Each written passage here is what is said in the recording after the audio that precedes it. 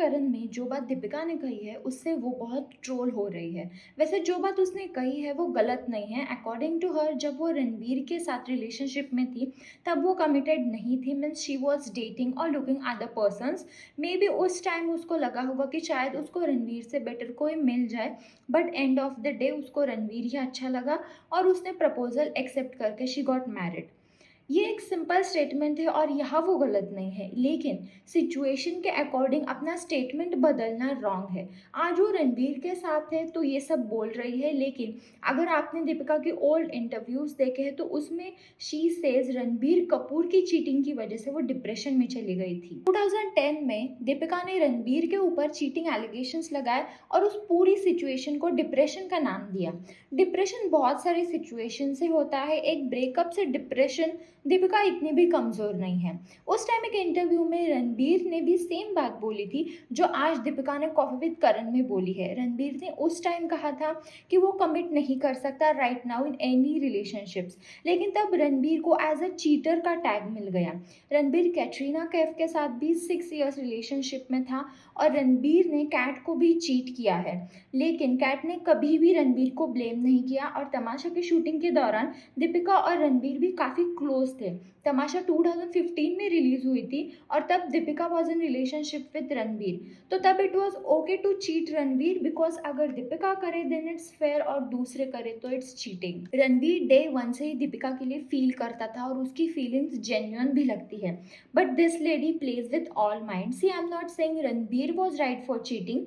Ranbir cheated Sonam for Deepika, Deepika was cheated for Katrina और बाकी actresses के लिए कैटरीना को भी चीट किया, लेकिन रणबीर ने कबूल किया है that he cheated on many girls. Coffee with Karan का एपिसोड जहाँ सोनम और दीपिका ने रणबीर को CONDOM का ब्रांड एम्बेसडर ऐसा कहा था, उस टाइम सेट के पीछे रणबीर था और शूटिंग खत्म होने के बाद दीपिका रणबीर से मिली और pretended that nothing has happened. जब वो एपिसोड रिलीज हुआ तब रणबीर को ये बात पता चली और सिर्फ रणबीर ही नहीं और भी एक्टर्स हैं जिनको दीपिका ने चीट किया है। जब दीपिका बैंगलोर से मुंबई शिफ्ट हुई she met and fell in love with model and businessman Nihar Pandya. Deepika और निहार दोनों 3 सालों तक लिव इन रिलेशनशिप में थे और निहार काफ़ी सीरियस भी था and he wanted to marry Deepika someday.